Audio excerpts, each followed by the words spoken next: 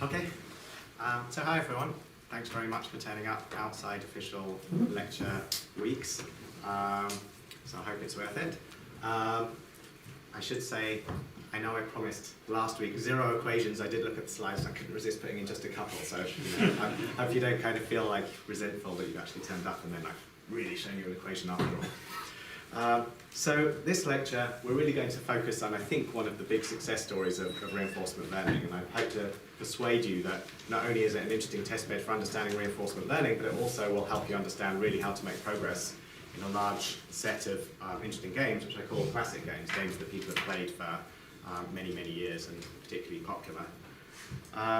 So there's a fair amount of different kind of areas we're going to try and go through. But I really want to focus this lecture on what I consider to be the state of the art. So this is a little bit different to some of the other classes, and really my goal is to show you actually how to put together everything we've seen in the rest of the classes to really achieve state-of-the-art performance. And so what I'll focus on is not maybe the canonical examples of reinforcement learning, but rather what's actually worked, what's worked really well in these classic games, so that you can actually understand, at least to some level, what's been used to reach superhuman performance, for example, in certain games. To do that, I've put in just a little bit of game theory, very minimal, just to help understand what it means to do reinforcement learning in this setting, what it means to even talk about optimal behavior when we have more than one agent involved in a situation. And then we'll focus on minimax search, which is a special case for two-player zero-sum games, which is the main class of game that we're going to consider in this lecture. Then we're going to talk about really how you achieve performance. Now we're going to talk about reinforcement learning by games of self-play, agents that just play themselves again and again and again, and then can go off and beat the top human players in the world. That's our goal. We're going to talk about how to combine these sort of planning ideas, minimax search, high-performance search engines, with reinforcement learning.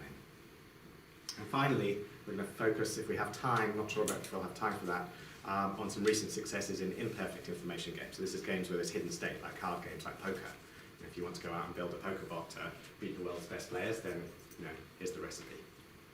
Okay.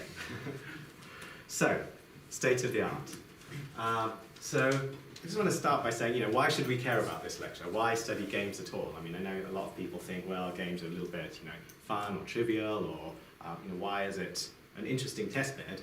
And I think actually there's a lot of legitimate reasons to really focus on games. First of all, they tend to be the examples that we have, which have the simplest rules but the deepest concepts. I mean, that's how games are designed. They're designed to have rules that you can read in just a paragraph or two. And yet the actual gameplay concepts which get involved require hundreds of years of study for people to become very good at a game like chess or Go. It's evolved over hundreds of years how people play these games. And also I think we can say that games kind of give an IQ test for artificial intelligence research. So if you know how you're doing at a game, you can really benchmark yourself not just against other games by playing in tournaments or computing your rating against other games, but also against humans. So we have these humans who've devoted their lives to playing games, and now we can really match up our computers to a human in a domain where a human is really dedicated decades of their learning time to this, and are really at the pinnacle of what we consider intelligence.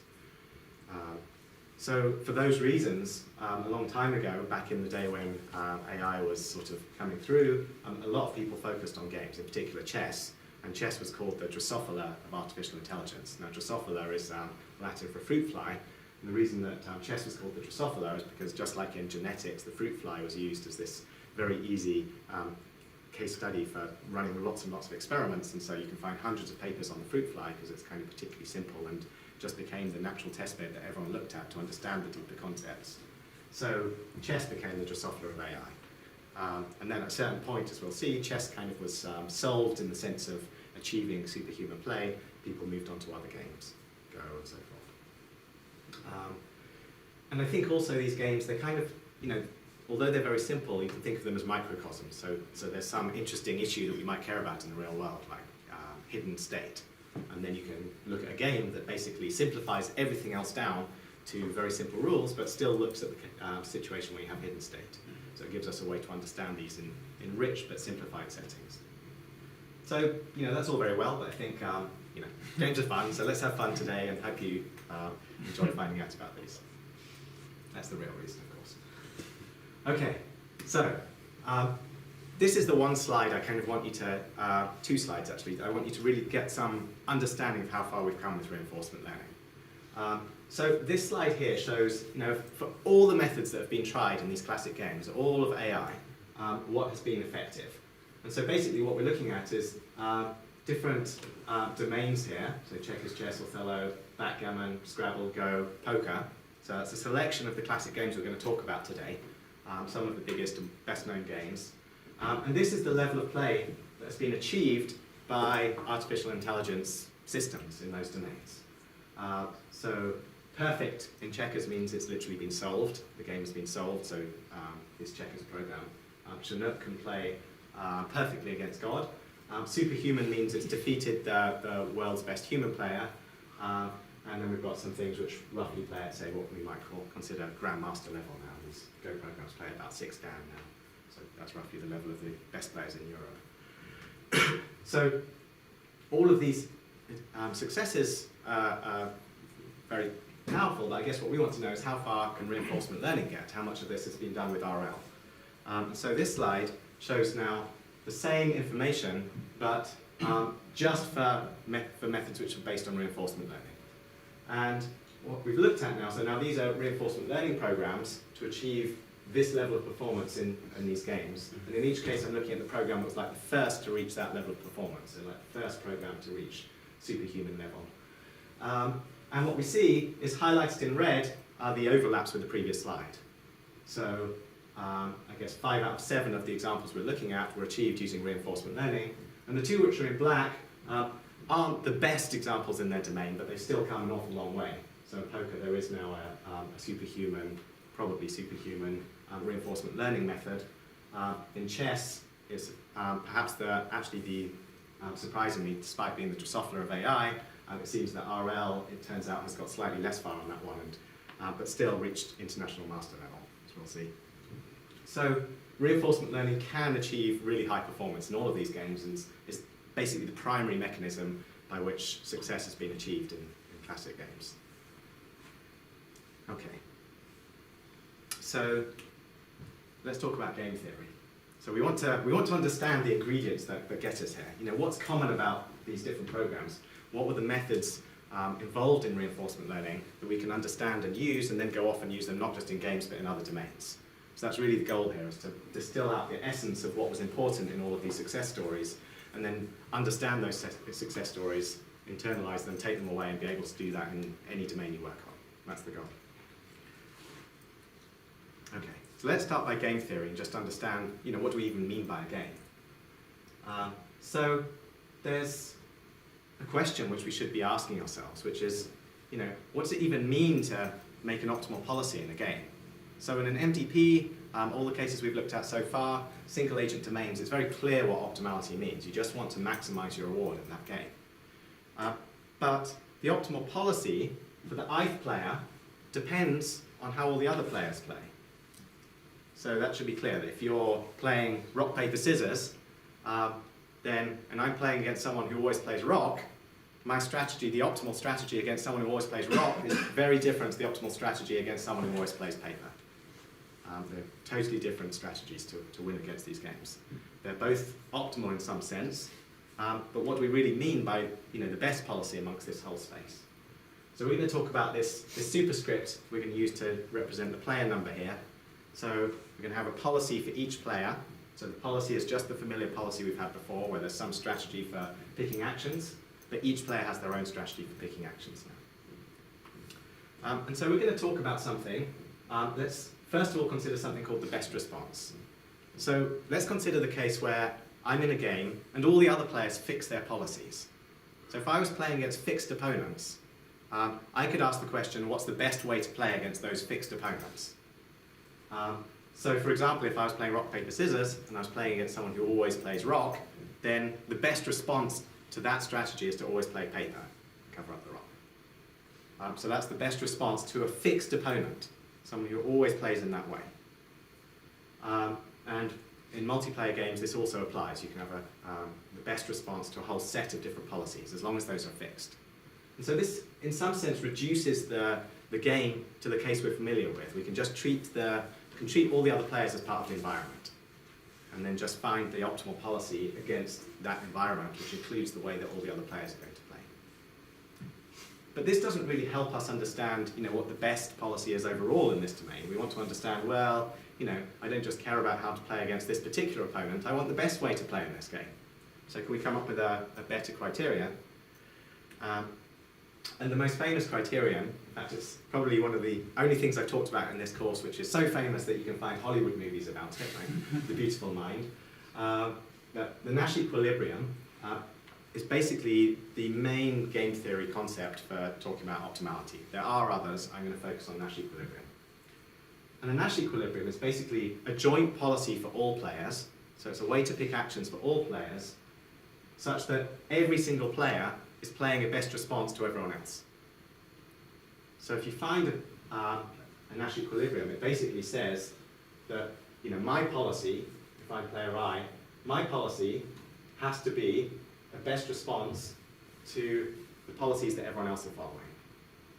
And so that means if we're playing rock, paper, scissors, then my response, the way I play, has to be a best response to my opponent, but the way he plays has to be a best response to me as well. So it can't be the case anymore that I just always play paper, because if I always played paper, he would be able to play scissors and defeat me all the time. So I wouldn't have the best response then to his new strategy, which is to use scissors all the time. So another way to say this is that when we're in a Nash equilibrium, it basically means that no one would choose to deviate from that strategy. So what is that? So in rock, paper, scissors, that means everyone plays 1/3 of the time rock, 1/3 of the time paper, 1/3 of the time scissors. That is the equilibrium strategy. If everyone is playing that strategy, no one would choose to deviate from that strategy. If they did deviate from that strategy, someone else could find a way to play that would exploit that and would be a best response to that strategy. So in the Nash equilibrium, no one would choose to change their strategy. This would be the best thing given everything else that everyone else is playing.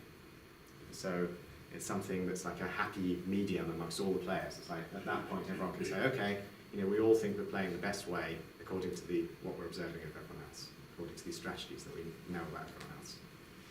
Is that clear as a solution concept?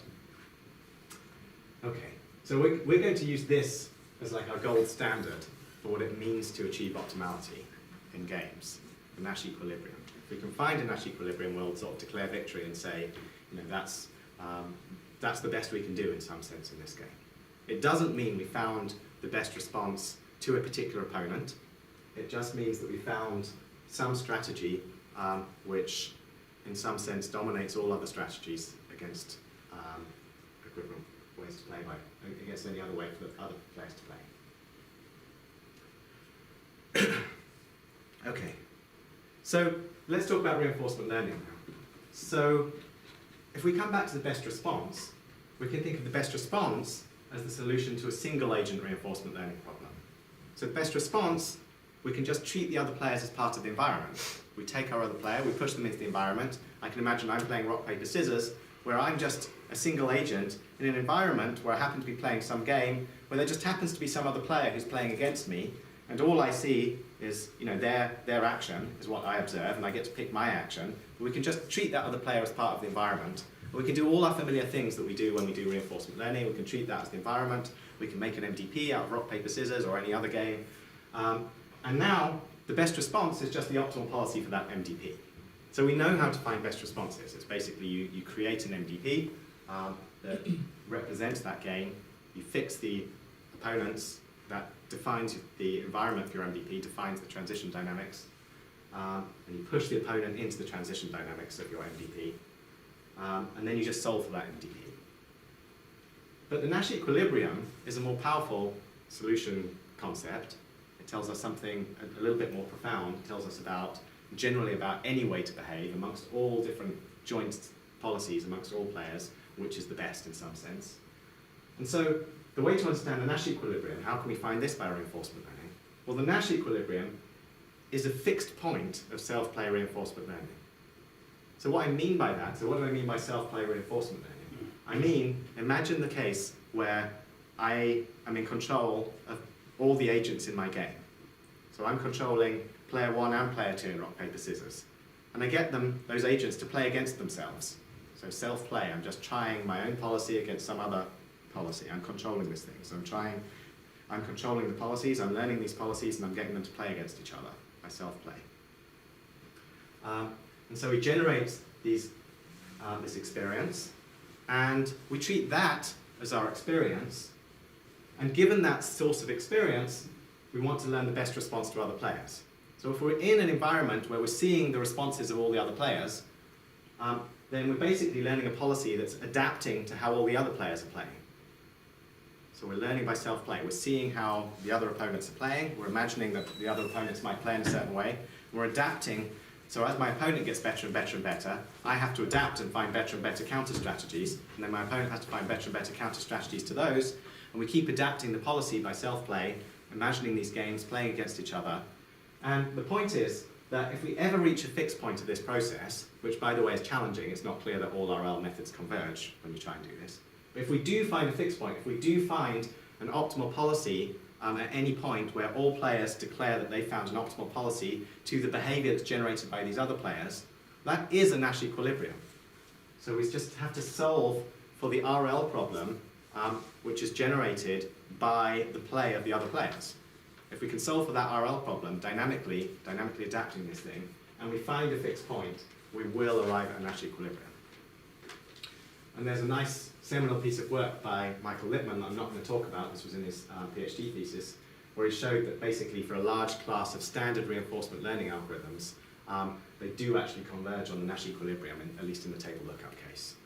So it's not impossible to do this. It's, you know, if you use your favorite algorithm, there's a good chance that you really will just converge by self-play to finding this Nash equilibrium, the best way to respond to how your opponent's playing. So it's like an iterative process. We just start playing games against myself. I improve my policy. Each time I improve my policy, I'm changing the way in which experience is generated. I'm changing the RL problem a little bit, and I have to adapt to that until I become better and better and better and better, until if this process actually stops and reaches a fixed point, it's the Nash. Okay? 2 questions, good. So is the Nash equilibrium, will that be unique if it exists? Okay, good question. In general, no. For general games, it's not unique. For the class of games we're going to consider, there is a unique Nash equilibrium. So we're going to consider 2-player zero-sum games, which do have a Nash equilibrium in the, at least in the perfect information case. So most of the class, most of this lecture will talk about the case where there is a unique Nash. But it's not always true. So in a game like poker, for example, there's a whole family of different Nash equilibria. There are many, many different ways to play at Nash. Some of them you might consider better than others because they might generalize to play better against humans, for example. Was that the same question? No. I was just going to check that I was understanding correctly. So this best response is like what we were doing for our homework. We've incorporated the dealer into our environment, but with Nash equilibrium, we could get to learn the dealer's best policy as well. Exactly. Okay, cool. Yeah. So this would, if we took the Easy 21 assignment and we now learn the dealer's policy at the same time as we're learning our own policy, and the dealer would be adapting to how our policy is improving, and we'd be adapting to how the dealer's then improving, you would find the best joint policy. And so that would then tell you how to play not just against that fixed dealer, but potentially against any dealer, because you've learned something which is a much more powerful solution concept that tells you about play in general in this game. Good, thank you. Okay, so we're going to focus on a special class of games. So game theory considers many, many games, but we're going to consider 2-player games with 2 alternating players. So they actually take turns. So, and we're going to call these players arbitrarily. I'm going to call player 1 white and player 2 black. Just think of that as a naming convention. You know, again, it could be games which don't even have colours. That's fine. And the idea is that white plays, and then black plays, and then white plays, and so forth. It's not simultaneous games for us. And we're also going to consider zero-sum games. So zero-sum game basically means you've got equal and opposite rewards for both players. So if something's good for black, it's bad for white. And if something's good for white, it's bad for black. So it basically means, you know, that every time we're in a situation, there's a very clear definition of what it means to do well in that situation, because both players are fighting in exactly the opposite direction. They're never trying to cooperate to achieve a common goal. And we're going to consider how to find Nash equilibria in these types of games, these two-player zero-sum games. We're going to consider two general methods for achieving this, one of which is like a planning approach. So if you think of the two main families we've considered in this course, we've talked about reinforcement learning, we've talked about planning. So we're going to start off talking about the planning approach, like game tree search. We basically build a big search tree to find the equilibrium solution. And then we're going to talk about self-play reinforcement learning, so methods that just do TD, for example, to find this solution. Okay. And we're going to break this up into perfect and imperfect information games. So perfect information, also known as a Markov game, is fully observed, so you see the entire state of the game. So chess, checkers, Othello, backgammon, Go, these would all be examples of perfect information games. So note that you can still have stochasticity in these games, like in backgammon there's a dice roll, but you see everything, you see the full state of the game, you get a Markov state. And in contrast, an imperfect information game is partially observed. So if we think about Scrabble, you don't see the letters that your opponent has on your rack.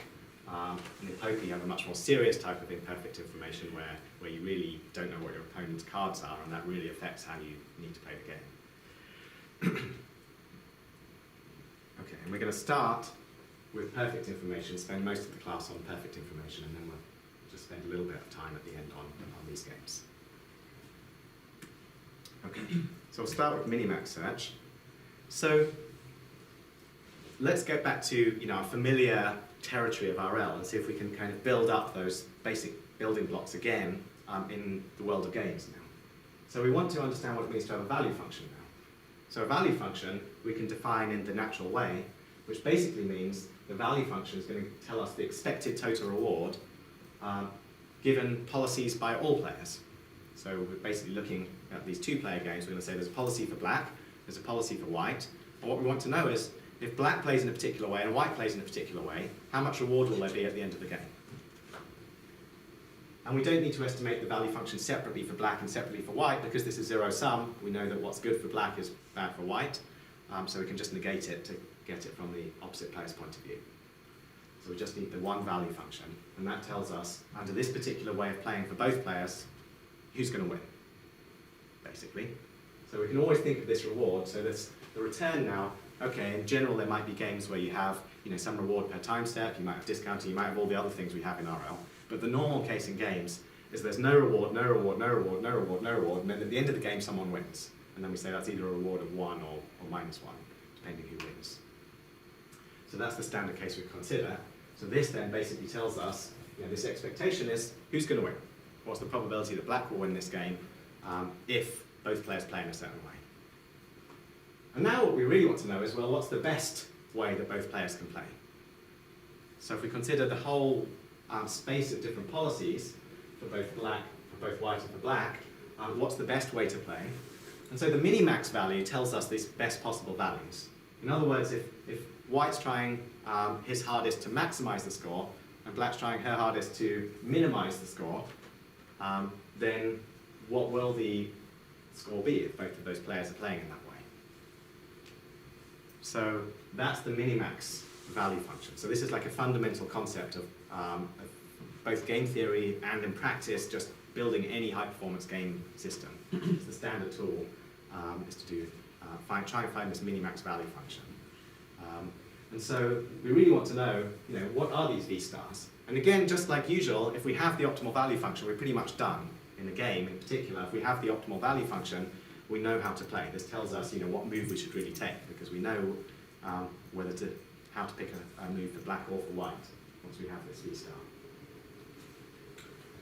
So a minimax policy then, so if we come back to policies, so minimax policy is any joint policy, any way to play for both players that achieves these minimax values, that achieves the best possible score from white's point of view and the lowest possible score from black's point of view.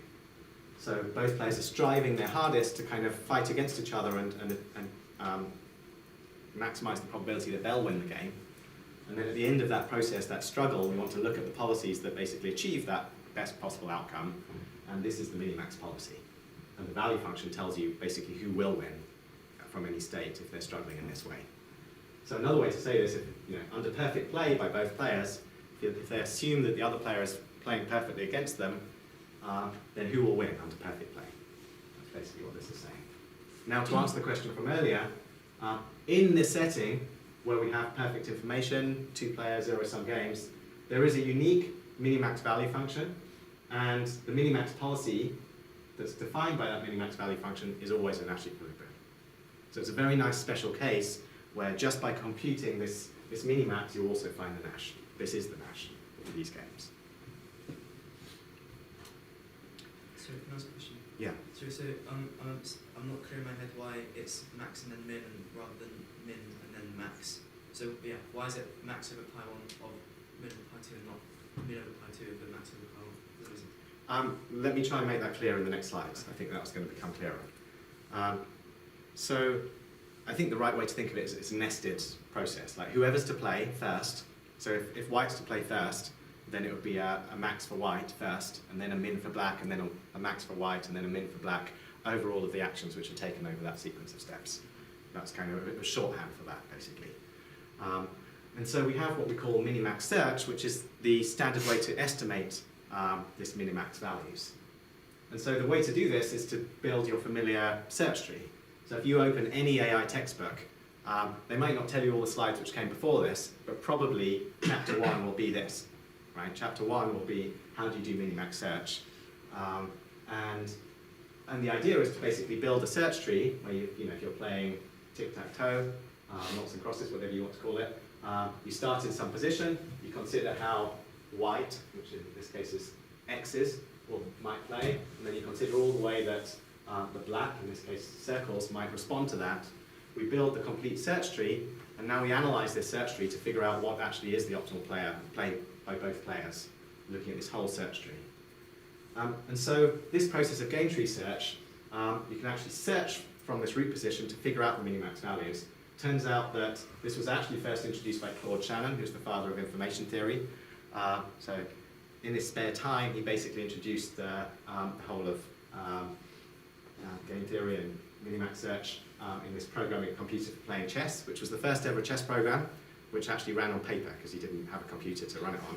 So he ran it on paper, but it was a valid chess playing program and had a lot of the main concepts in there already back when he developed this. And so if we just run through this very briefly, we can think of this as like some game. So let's consider some game with 2 players, which we'll call max and min. So this is like the, I guess the colours are swapped from what we were talking about, which is a little confusing.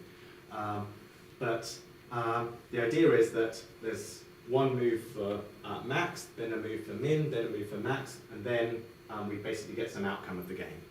Right, this is the score at the end of the game. And the question is, what's the real score from the top node, from the root node, if everyone plays optimally? If max plays to max at every step and min plays to min. And so this can just be computed in a brute force fashion by doing some kind of search. So imagine we were doing, say, a depth first search. We go all the way down to the leaves, and then we back up this information.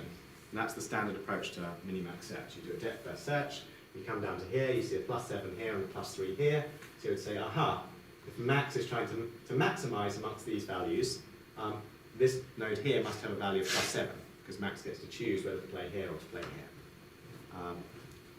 And similarly, max gets to maximize amongst these. We see that we've got a value here of -2, which is greater than -4, +9, which is the max of these two, and -4 is the max of these two choices.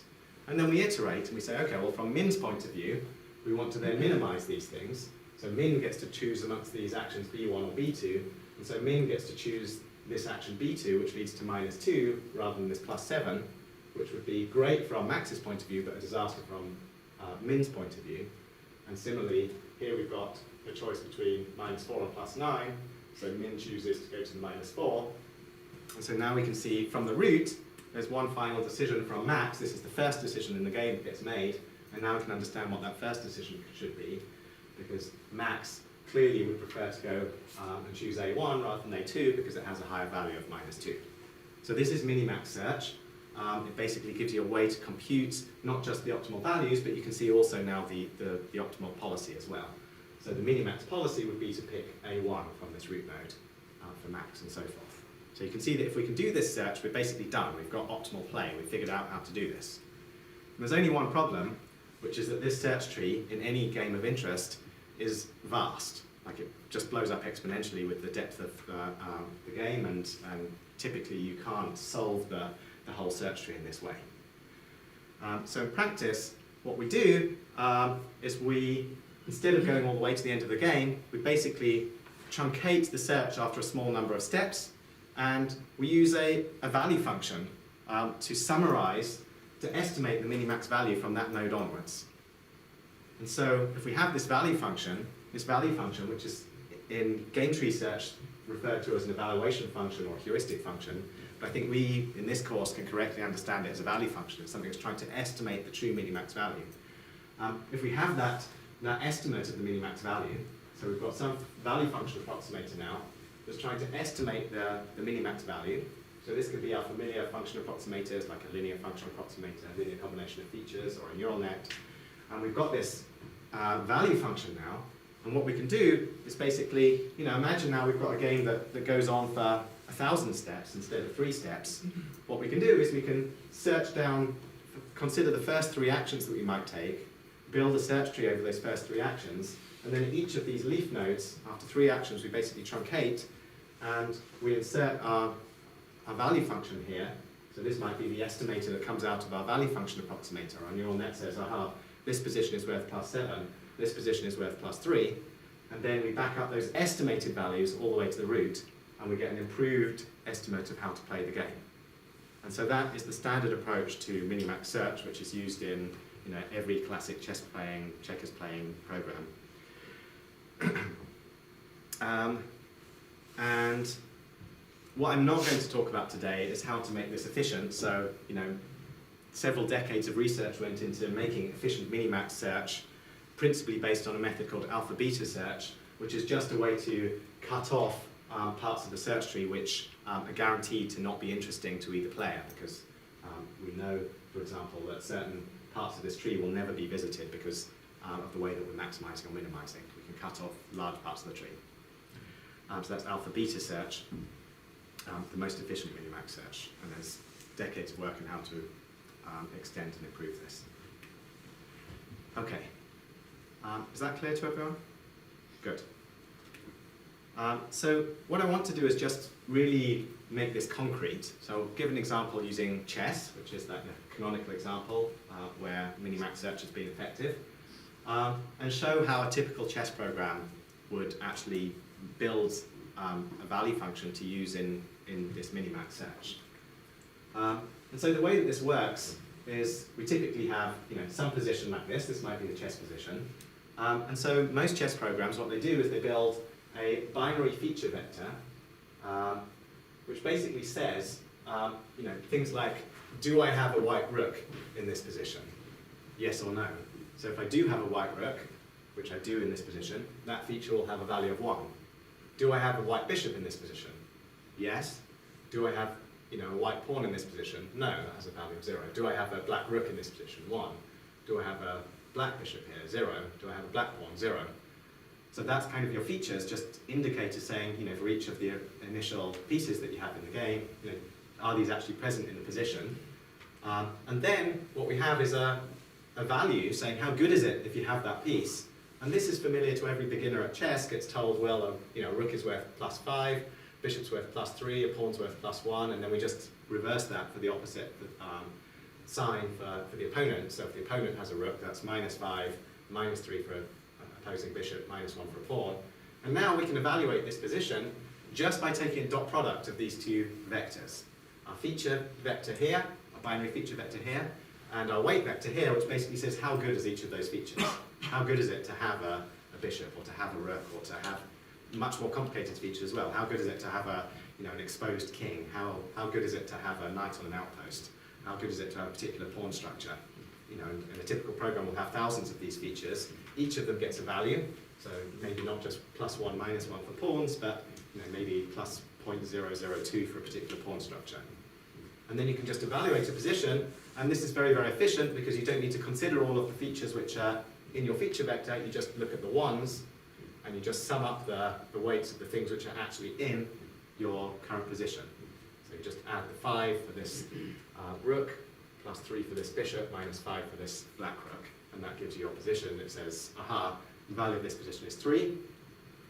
Then if you want to convert this into a probability of winning, we typically just pass it through a logistic function. So I'll kind of assume something like that is done at the end for most of these games now. So you can kind of squash that back down to a probability of winning if you want. Okay, is that clear? Good. So how about their location? Like, is it not important? Sure, so you can make this as rich as you want. So, so you normally have the piece value, the piece values are like the primary raw information that gets used to evaluate a position. That's what beginner chess players use. Computers then use what are called piece square tables, which says how good is it to have a rook in this particular position on the board. And then they use much more complicated features still. You can look at conjunctions of different pieces in different positions. And if you look at recent shogi program, there's a shogi program I'm not going to talk about called Bonanza, and it's finally reached like human grandmaster level in a much more complicated variant of chess. And it uses something like 10 million different features, each of which is like some conjunction of different pieces in different positions. So you can make this feature vector very, very large, but the idea is just the same. I mean, it's exactly the same approach. So let's take an example of this. So let's look at Deep Blue. So Deep Blue, possibly still the most famous game-playing program. So what did it do? Well, it had 8,000 handcrafted chess features, so the learning process was really done by humans there. So these features were learned by humans, and the weights were largely hand-tuned by human experts. So there was a team of human grandmasters figuring out, how good is it to have this particular pawn configuration in this position. But it did use this binary linear value function, and then combined that with a minimax search, which was a high-performance parallel alpha-beta search on these specialized chess processors, which back in, I guess this is 18 years ago now, it was already searching 200 million positions per second and was able to look ahead in some situations up to 40 moves into the future. So it was a very powerful search. So these minimax searches, when you combine them with all these extensions, can give a great degree of effectiveness. So the results, well, Deep Blue defeated Garry Kasparov, who was then the human world champion back in 1997. Although this was probably a premature victory for computers, because actually Garry Kasparov got a bit daunted by playing against a computer and made uncharacteristic blunders. There probably should have been another 4 or 5 years of research in computer chess before computers really were better than humans. But this has gone down in history as the moment where it really happened. It's absolutely the case now that the top computers are way better than the top humans. And this became the most watched event in internet history. So it was kind of a big deal when it happened.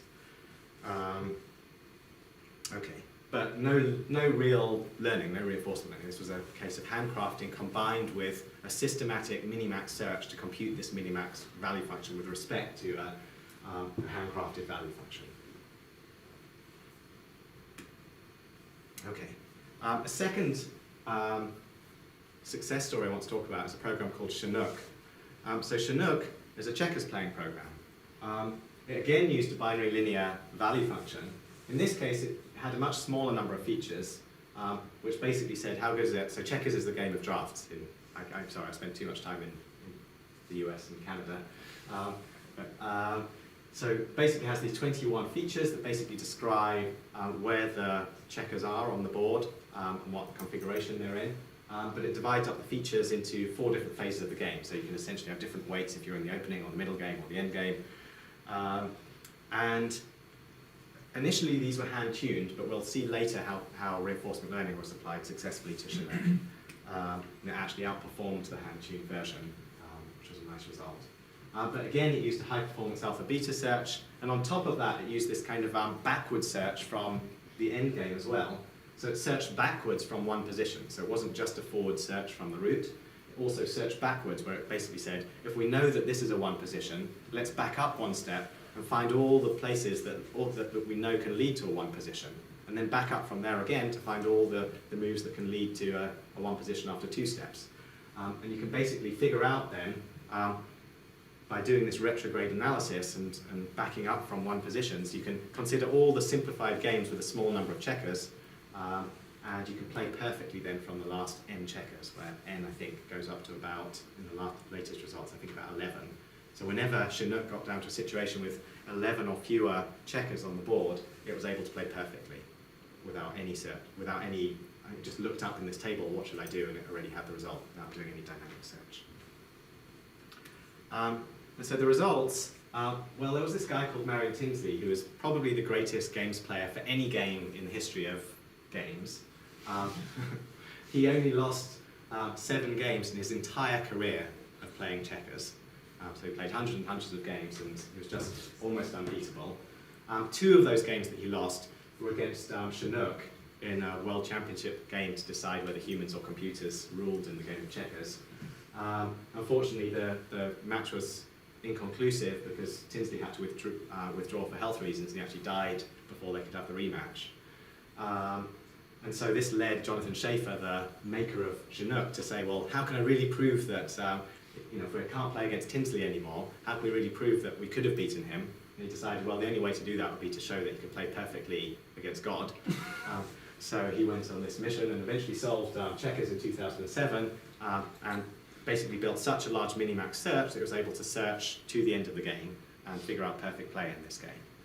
So it's not a small game. It has something like 10 to the, I think, 24 positions in the game. So this was a fairly substantial undertaking, but it was possible to solve checkers. It's not possible to solve larger games like chess, Go, and so forth. Okay.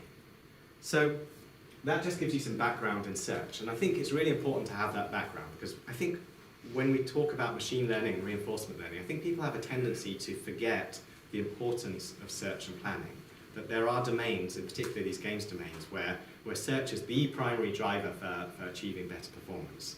And I think it's very easy to go back into this mindset of, well, I'm just going to learn my value function and then I'm going to use it, or I'm going to learn my neural net and then I'm going to apply it, or I'm going to tune these weights and then I'm going to apply them. Whereas in practice, games in particular are an example where you really need to dynamically assess the situation and figure out, from this position here, what precise tactics should I follow to be in order to be able to achieve maximum performance.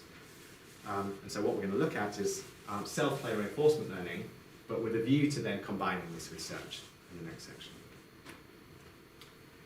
Okay, so let's start by going back to our familiar methods for reinforcement learning and asking, can we just apply these in a self-play context now? And happily the answer is yes. There's almost no change necessary to take an RL algorithm and apply it in a self-play context. We just change the definition of the game to be self-play. There's now, we're playing for both players. And so we estimate the outcome of the game. This return GT is just who won the game. And then all we do is, if we're doing Monte Carlo, well, we update our weights of our value function approximator. We update our weights a little bit in the direction of the error between who actually won the game and who we predicted would win the game. And then this tells us the gradient, how to adjust our function approximator to achieve that difference. If we're using TD0, then what we're going to do is we're going to consider the case with no intermediate rewards, where you just get 0 reward, 0 reward, 0 reward, and then you either win or lose the game at the end. So it looks a little bit simpler than our usual TD update. Well, we basically say, what we're going to do is, before I play the move, I can have some prediction of who's going to win, like I think black's going to win. But then I take a move and I figure out, actually now I'm in a situation where I think white's going to win. That generates a large TD error. So we say, actually I should have thought that white was winning all along. That's the error.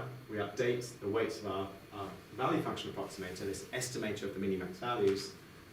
We update that a little bit in the direction of the error between who I thought was going to win and who I then thought was going to win. And again, we have the gradient that tells us how to achieve that change.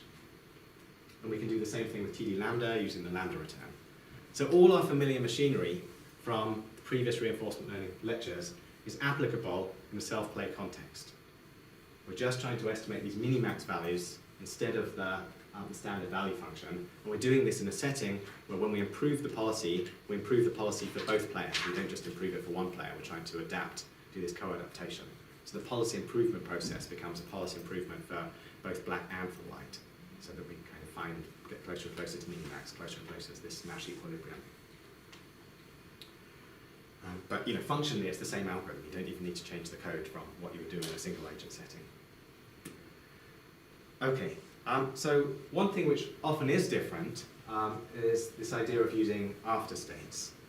So we often are in the case in games where we have deterministic games with known rules, where we know the rules of the game, and what happens from my move has some deterministic successor. Like if I'm in some position and I play a particular action, there's some deterministic next state I'll end up in. Like if I play, move my knight in a particular way in chess, I know exactly what position I'll end up in. So in this case, we can define something called the after state, which is basically a way to think about the value of actions without having to explicitly reason about Q values.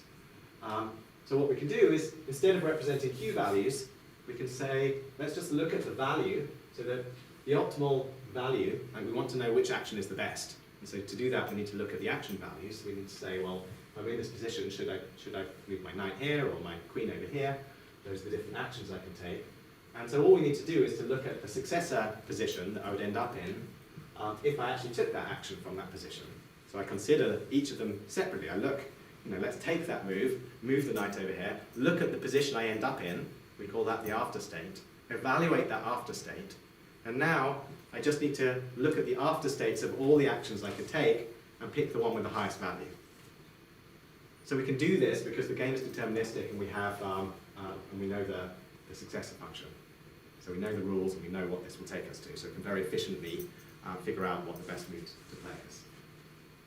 And then the only thing we do which is slightly different is that instead of just maximizing when we do our policy improvement step, we maximize for white and we minimize for black.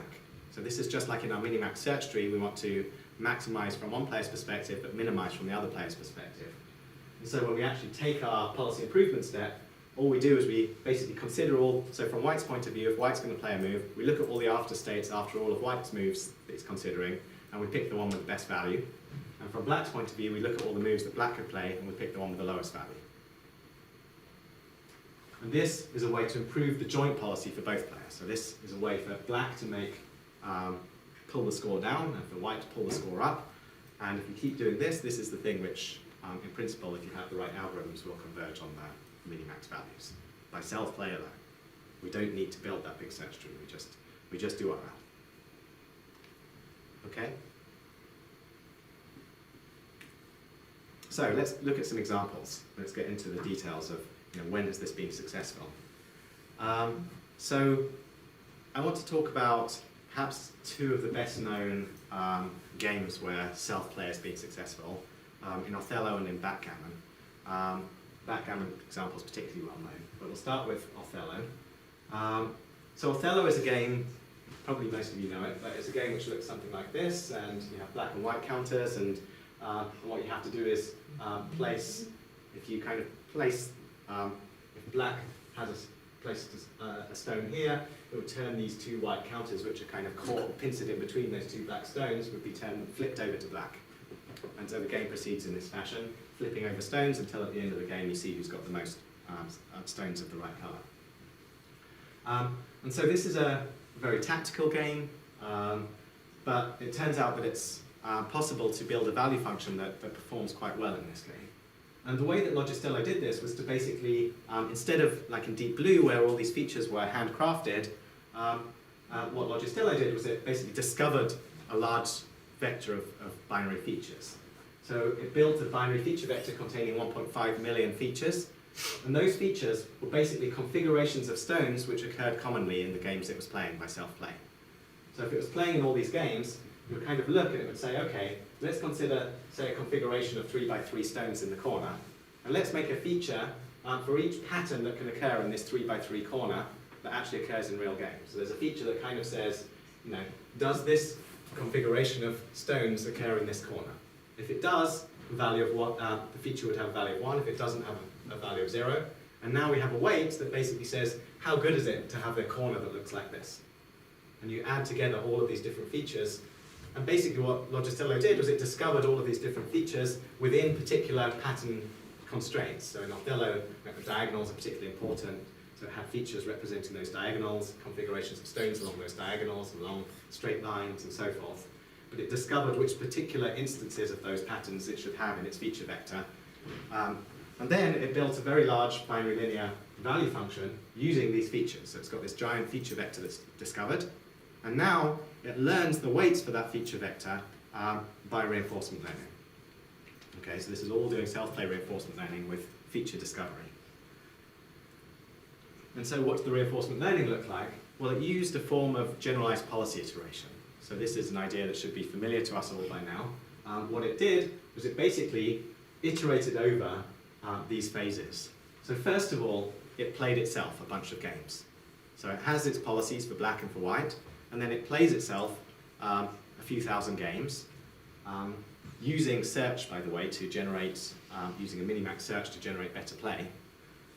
We'll come to that in a minute. So it generated games of self-play using its current policy.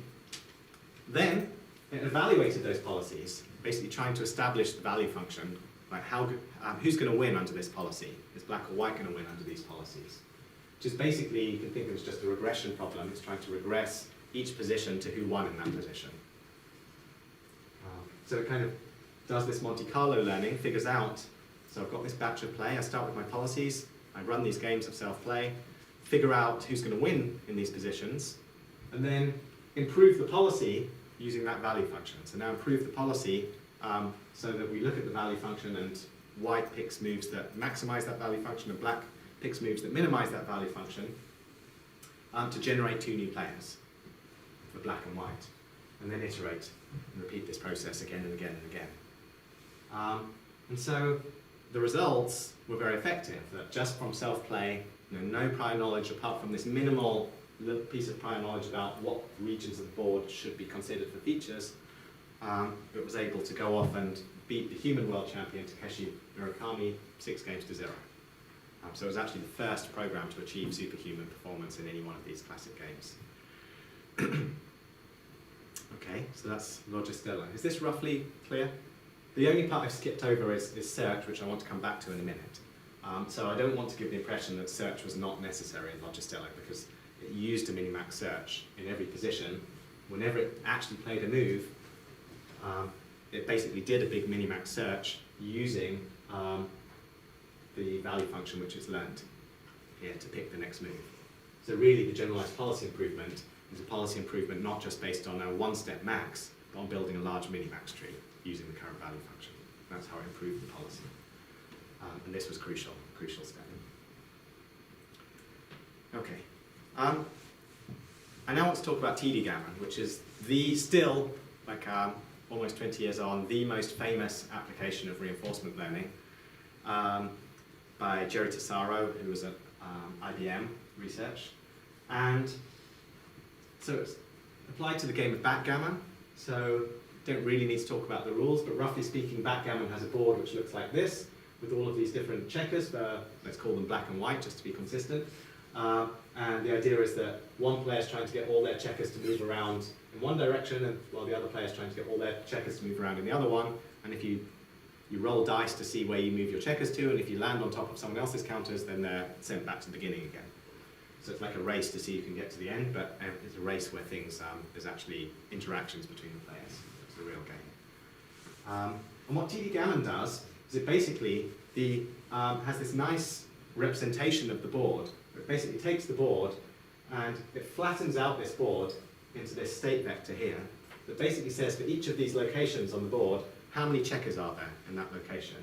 And it actually has, I think, 6 features for each location, saying, is there like one checker here? Is there one white checker here? 2 white checkers here? Are there 3 white checkers here? Is there 1 black checker here? 2 black checkers here? And so forth. So it's got a separate feature for each possible count of stones at each location on the board. And that's the binary feature vector that it uses as an input. What's different about TD Gammon from, I think, any of the other examples we're going to talk about today is that it used a nonlinear function approximator. It used a neural network. And it basically used that binary feature vector as the input to a neural network. The number of nodes in this neural network diagram are not accurate. It used something like, I think, 40 or 80 hidden nodes, and it was, a long time ago you couldn't build big neural networks. And it built a neural network with just one hidden layer, output a value function saying, if you feed in some description of some position here, it will tell you who's going to win the game? You know, what's the probability that black or white will win this game? That's the value function there, the expected outcome at the end of the game. So that was the idea in TD Gammon. It used this nonlinear value function approximation, and then it applied reinforcement learning. So famously, TD Gammon learned just by self-play alone, again, self-play reinforcement learning. It was basically, this neural network was initialized completely with random weights. It was trained completely by games of self-play, and it used a very simple update, which was essentially the temporal difference learning algorithm we were just looking at. So actually used TD lambda, but you know, this is the TD0 update, where we just compute the TD error. It's just what we saw earlier, the difference between what I thought was going to happen in this position and what I then thought, so who I thought was going to win, who I then thought was going to win after one step, looks at the error between those, adjust the neural network weights a little bit in the direction to correct that error, to make these predictions self-consistent. And perhaps surprisingly, it just used greedy policy improvement. It just picks the action that maximized from white's point of view and minimized from black's point of view, and it never explored. And yet, it always converged in practice, despite all these issues we hear about neural networks possibly being unstable with RL, and these question marks about exploration. It always converged to a very effective solution. So can anyone think why this might be the case? Like, why didn't it need to explore? Yeah? Is it because the dice roll introduces some randomness into it, so it gets into states it might not have Right. expected? So backgammon has dice in it. Backgammon's got stochasticity. And so that means that there's inherently a lot of exploration of the state space. So even if you don't explicitly explore, you still get to see everything. You still get to see all of the different states. And so in this kind of situation, it's not strictly necessary to explore. Can anyone think why it might have been stable when, well, let me tell you that this is not true for other games, that actually in other games, that people were very excited after this and they tried the same ideas in checkers and chess and, you know, Othello and all these things, and every time it diverged and it failed to work. So can anyone think what was special about backgammon that meant that this idea worked so well? Yeah? I guess the number of states is quite small, the number of actions you can take at any when you're in any state is quite small as well, because you only have 2 moves you can make with the dice roll. It's actually got quite a big state space and quite a big action space. So in backgammon, I mean, you've got 2 dice, and the 2 dice, you can move your counters any number of steps according to the 2 dice, and so there's a branching factor for the dice and a branching factor for what you do based on those dice. And there's a lot of states in backgammon, I think, something like 10 to the 40-ish. Now, the answer is actually the same as the previous answer. It's because of the dice. So the dice, the stochasticity in backgammon smooths out the value function. So because you've got randomness, although there are tactics in the game, they're kind of smooth tactics because you don't exactly know what the dice are going to do after this. So there's some randomness of what might happen next and how your opponent might respond after that. And all of this randomness has the effect of smoothing out the value function because you can't precisely rely on taking one particular line and your opponent responding in one particular way and then you responding in one particular way to that because the dice don't let you. Like, any random event might happen. That smooths out the value function. So backgammon has a very smooth value function which suited neural networks and made them much more stable in the presence of value function approximation. Whereas when people tried to use this in more precisely deterministic games like chess and checkers, it didn't work. And I think you would now need to reconsider this in the light of the recent methods like DQN and so forth, which might address that. Okay, so how strong was TD Gammon? Well, using this, so this representation here, we can think of as 0 expert knowledge. We really didn't put in any knowledge into that. But you can also add some expert features based on standard ideas of, there's a few standard features you can use in backgammon. So with 0 expert knowledge, TD Gammon, just the neural network, achieved what we call strong intermediate level of play.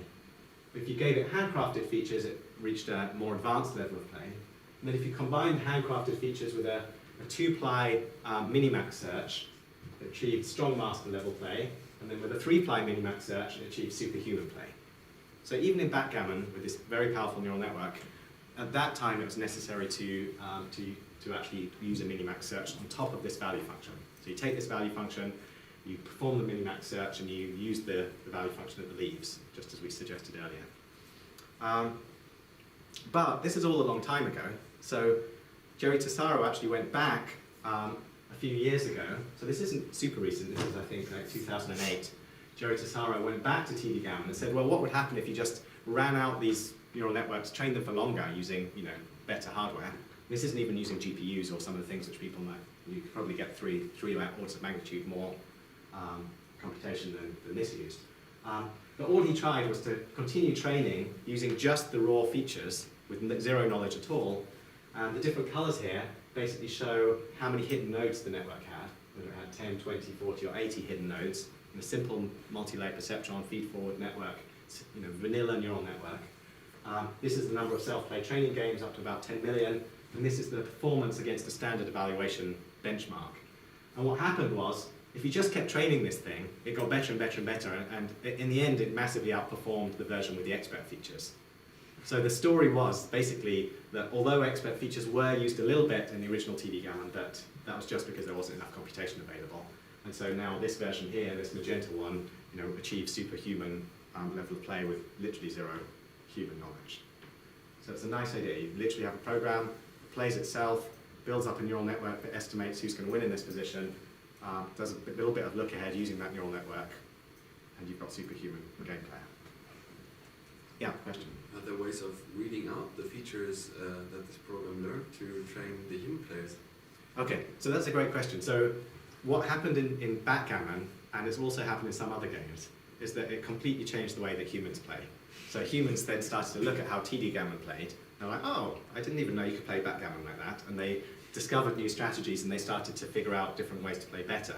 So human level increased as a result of this, not by reading out the features, but observing the way it played at the end of the network.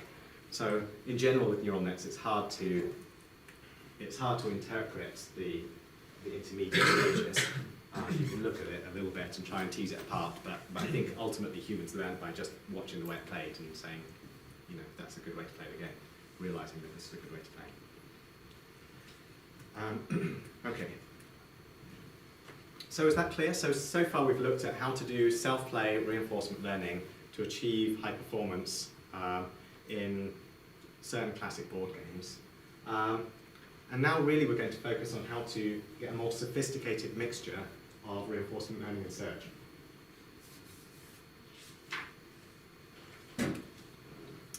Okay, so let's start with sort of the most familiar method. Let's start with basic TD. I'll call it the simple TD algorithm. And let's see if we can understand how to do better than simple TD when we know that we're using look-ahead search. And so we can think of standard TD as looking a little bit like this. That at every stage, we basically have some value function with parameters w. That's our value function estimating who's going to win the game. And the value function at one step gets updated towards the value function at the next step. That's what this arrow means. It's like a backup. It basically means that we look at the value function here, and this arrow means we use the value function here to improve our estimate of the value function here. So this is like we were in state S1, then I played a move, I ended up in this state S2, and I get a better estimate of the value and use that estimate as my target to update this guy. So that's standard TD learning. And then what we've looked at in Logistello and TD Gammon so far is like this two-stage process where first of all we learned a value function by self-play. And then once we had this value function, we can do a big minimax search tree using that value function at the leaves. But that isn't necessarily the best way to combine minimax search with reinforcement learning because it's not helping us find a better value function. The search isn't helping us figure out the value function. We're only, it's like we first of all do our TD learning and then later we do the search. And the question is, can we actually make use of search to make our value function better in the first place? So that during the process of learning, we actually figure out a more effective value function. So simple TD by itself actually has performed well in some games. So we saw in Logistello, TD Gammon, there are cases where it did very well. But there are also games where it does very poorly. So in chess and checkers in particular, people spent a lot of time trying to figure this out, and they discovered that TD by itself, back then, who knows if this is still true using more sophisticated function approximators, at least back then, it performed poorly in these quite tactical games. And so, why is this? And I think the answer is about the tactical nature of those games, that you really need some kind of search to be able to even figure out the signal and the position. If you just have your features that tell you, how many rooks and bishops do I have in this position, it's not enough information to figure out the precise tactics that lead you to a checkmate. You just can't find checkmates in this game. You can't find the specific tactics that you need to follow to capture someone's piece or to pin them or to do a fork, whatever it is. You need search to estimate the values more accurately. And so the goal is to learn directly from these minimax search values so that we really have this rich search information inherently as part of the learning algorithm. And so can we do this? And the answer is yes. And again, this dates back a very long time. So I'm going to introduce the oldest version first, which is now I call TD root. And so this idea is, the idea is basically to say we're going to update the value towards our successor search value. So in other words, what we're going to do is when we do our TD update, instead of updating our value function towards the value function at the next state, what we're going to do is update our value function towards our more accurate value function that we got by doing a search. So in other words, if we're in state ST here, what we're going to do is we're going to take a step, we're going to run our really big minimax search, really figure out what the right move is, is there some checkmate available here or not? And then once we've got that much richer value function, we're going to use that as the target to update our original value function.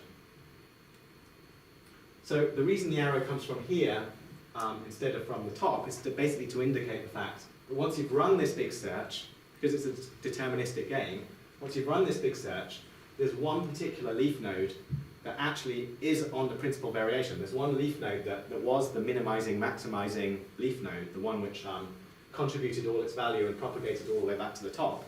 There's one leaf node which is the one that we basically picked out of all those leaf nodes.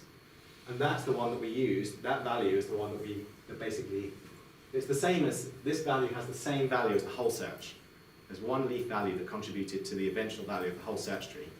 And that value is the one that we back up to the root node here. So basically, the right way to think of this is we update our value function towards the outcome of a deep search. That, I'm in this position, I think that black's going to win. Then I take a step, I do a really deep search, and I discover that white's going to win. And so now I'm back here, I say, oh, well, I really wish I could have figured out without doing any search at all that white was going to win. And that would be a very nice value function to have, if we just knew without doing any search that white was going to win. So we're always, you do the deep search, you figure out what you now believe, you get those results and you back them up. Okay? Is that clear? Okay, so that's the TD root idea. So this was introduced by Arthur Samuel back in 1959, and it was the first ever TD learning algorithm. And he applied this in checkers using self-play, and it learned to defeat an amateur human player, which was a big deal at the time, although it's not clear how strong it actually was.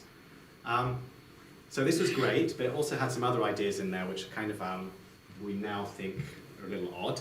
So it was a bit conflated with all these good ideas about TD and this TD root idea and minimax search. Those are all in there and good, but there were some other funny things that made it was not quite the vanilla thing. But nevertheless, I think we should attribute all of this good ideas to Samuel. But then, people have taken these ideas and they've progressed them since then. So the first progression is an idea that's called TD leaf. So this idea really has been successful in chess and checkers, so it's worth understanding.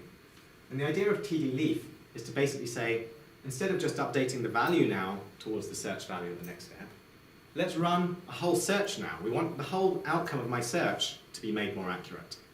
So the idea is that at time st, we're going to run our search. And what we'd like is we'd like that whole search to end up giving to output a value which is the same as the value that we got when we did a search at the next step. In other words, if I'm in a position, I run my big search and I think that black is winning, then I take a step, I run another big search and discover that white's winning, then we want to change the whole of this search procedure to say, actually, oh, I got it wrong, maybe I should change the whole of this search to have given a different outcome. We don't just change the value function, we change the whole of the search to give the right answer. And again, the way we do that is we only need to look at the leaf values. There's one leaf in each search which contributed all of the value to the eventual outcome of that search. And that's the only one we need to update. So we update this leaf node here, which was on the principal variation from ST, that's the leaf that contributed, that's the one we chose. We chose this leaf, we chose all these actions down to here, and then this leaf. And all we need to do is to basically update the value of this leaf towards the value of this leaf here, which is the principal leaf that we actually chose at the next time step. In other words, if this value had been a little bit higher, it would have made our whole search value a little bit higher. And so if we ended up underestimating the value, we discovered that our value was a bit higher, we want to change our whole search to be pushed up, and the way we do that is to push up the node that we're actually picking right now a little bit. So that's TD leaf. Yeah, question? Can I question, because I'm still a little bit confused. Yeah, good. What's the difference between like research for the like this search, for the case we are in the ST state and ST+1 state? Because I Yes. see that there must be some differences. Okay, so let me try and explain this clearly. So we're in some state ST, that's our current position. We run a search from this state. What this diagram indicates is what we ended up picking as a result of that search. So as a result of that This is search, a full search, right? We are going to all the. we did a full width search. At the end of that full width search, we ended up deciding that this red node was the best one. And then, white decided to move to this red node, and black decided to move to this blue node. That's what we decided at the end of that search. Then we actually took a real step. We played a real move in the game.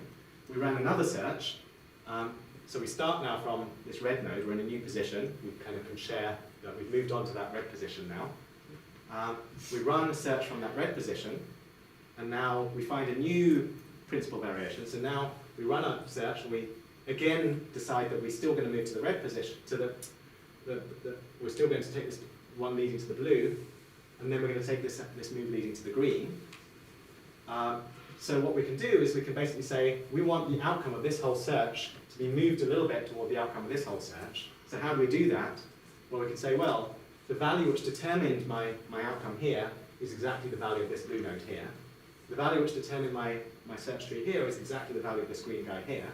And so all we need to do is to update my value function of this leaf here towards the value function of this leaf here, and that will make my whole search more like the search at the next step.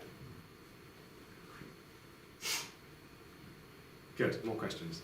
I know this is confusing, so it's good to get questions. So what happens at the T+1 step if you decide, when you look at all the 4 lowest nodes, that actually you didn't want to take that blue step, you wanted to go onto the other That would be fine. direction? That would be fine. So if you actually went a different way, Yeah. and this ended up being your node, now we would say, okay, well we've got some new search over here, which has some new principal variation, and we ended up deciding to go there, then there. And so this would then be the node which contributes the value to this whole search tree. This is the minimax value. So the minimax value of this whole search is equal to our value function here, because that's the one we chose. We were minimizing and maximizing all the way down to this point. So now all we would do is update our value of this node here towards the value of this node here. And that's equivalent to saying that we're going to change the whole of our search from this route towards the whole of the search from this successor route. The plus here means that we're doing some search. So what this is, So you update the blue one on the left, even though you didn't take the blue one yes, on the right. because we want to know how could I have made, this was the way that I was searching in this step, and I want to make the way I was searching in this step better. I want to make it more like the way I was searching on the right step. And the only way you can do that, because currently you're in a situation where you're picking this, and so the only way to change that, the only way you're going to affect this, like if you think about an incremental change, you just get to change things a tiny bit. If you change any of these guys just like a fraction, it's not going to change the minimax value, because these aren't the ones you're picking at the moment. Like if you change any of these other values, it's not going to change. Like if you change this one, even though it's the one you picked at the next time step, this isn't the one that you're picking right now. So right now you picked this guy. So if you want to make the value of this search tree higher, you need to make this particular value higher a little bit. Now at a certain point you'll cross a threshold where suddenly a different node will become better or worse. And at that point you then change that node. But you're always just changing the node which is contributing to the minimax value. So if my value function for the blue node gets lower, and other nodes from this lower level would become better, then I again have to because I didn't do I try to remember all the nodes I visited so I can easily like, you see my problem? No. Okay. So if for the blue node, I found that, okay, I need to lower the value function. Yes. And actually, from this first search on ST3, I would find that another node would be better after the update, the blue node. Right. So how can I know which was the better? Okay. I So, don't want to so the question is that we do one update that changes what the principal leaf is to say this one, and now you want to know what do we do in that new situation. Do we need to remember that we used to go to this one? The answer is no, you don't care.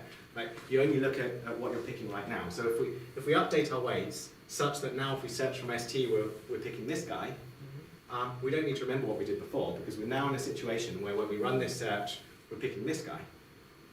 So if we're in a situation where we're running a search tree, and this is the principal leaf that's contributing its value, again, we just push up or down the value here a little bit. So it's a bit like just think of this as a function approximator that has some non-differentiable boundaries in it. So you've got some function, which is like a linear function approximator, which is like a piecewise linear function approximator. So you can think of this whole search tree as a piecewise linear function approximator. Okay? So it's doing this mini-map, so you get this piecewise linear function approximator, and you use that piecewise linear function as an estimate of the value function. You want to update your piecewise linear value function towards the piecewise linear value function here, and the only bit you need to look at is the piece you're in right now. You don't need to look at all the other pieces. If you get pushed over a boundary between one piece and another piece, okay, so now you're in this other piece, and now you just adjust yourself a little bit on that one. So there is some non-differentiability here, which you need to be careful about. So you might worry that you get trapped in some local optimum or something, which I think is your concern. But it turns out in practice that this is quite effective, for the same reasons that you have a rich space with stochastic data and you're dealing with all these maxes. So we see the same thing in deep learning, methods like MaxOut, where you can have these rich non-differentiable function approximators with hard non-linearities in there, and yet you can learn very effectively to achieve some, to optimize in this space, because you're seeing every single state you visit in each game is going to take you to, going to make different decisions at these boundaries. I think your concern is something about local optimality. Maybe. Maybe, okay. All right. I'm going to try and move on, I think. Are people roughly okay with this? There's a slide there, you can come back to it. Notation basically means the plus indicates running a search from this node onwards, and this L plus basically tells us which leaf we've chosen, the principal leaf. So the principal leaf from that route is this L plus. Choose to come back to us. Okay. So that's TD leaf. So TD leaf worked quite effectively. So it was trained in a program called Nightcap against an expert opponent, and the only knowledge it was given were the piece values. So it had a fairly large number of different features, like this. Again, it had this binary linear value function, had a fairly large number of features, but it was only told the weights of some of them. It was told the weights of the piece values. It was told the rook's worth 5, the bishop's worth 3, etc. And then it learned all the other weights using TD leaf. And indeed, it was able to tune the piece values afterwards, but it was initialized to having some knowledge so that it could get off the ground and do something interesting. And then search, it used a standard minimax search with all the usual standard enhancements. And the results were that it actually achieved master level play after a relatively small number of games. But there were a couple of caveats in terms of how it worked, which was it wasn't effective when it played by self-play. It actually had to train against an expert opponent. And it also wasn't effective when it was started with randomized initial weights for the piece values. It needed to get off the ground first. So we actually went back to this a few years ago, and we came up with what we considered a better method that addressed these problems. But before I do that, I should say that TD leaf was also applied to Chinook. If we go back to this checkers playing program, Chinook, which was the program which eventually went on to achieve perfect play. But before it achieved perfect play, so Jonathan Schaefer and others went back to Chinook and tried to say, well, instead of hand-tuning the weights, could we have done better by self-play reinforcement learning? And so they used TD leaf to adjust the weights. And again, they kept one material weight fixed, like the value of a checker, they kept fixed to kind of anchor the whole thing and keep it stable. But what they discovered was when they did this, and they just played this thing by self-play and adapted the weights using TD leaf, that the self-play weights that they learned did even better than the original hand-tuned weights. So again, this was when it was already playing at superhuman level. So this shows that TD leaf is able to achieve superhuman level in checkers. Okay, but there are these caveats. We want to be able to do more by self-play. We want these algorithms to be more robust and more efficient to learn. And so we introduced a method called tree strap a few years ago, with Joel Van Ness and others. And the idea here was to interact with Minimax search in an even richer way. And so the idea was to say, instead of waiting a step and looking at a search that you run after one real step, why mix real and imaginary steps? Let's just do everything in imagination. Let's start from, we're in some position, let's run our big search tree, and let's just look at that search tree and update our value function from the information within that search tree itself. So you only need one search tree now. But what we do is that we basically want to have the following idea, which we want to update the value of every single node in that search tree. We want to basically say, we want the value function of that node to predict what a deep search would have done from that node onwards. So if we can get the value, if we can estimate the value of each node, for example this one, correctly without doing any search, then we think we've got a very good value function.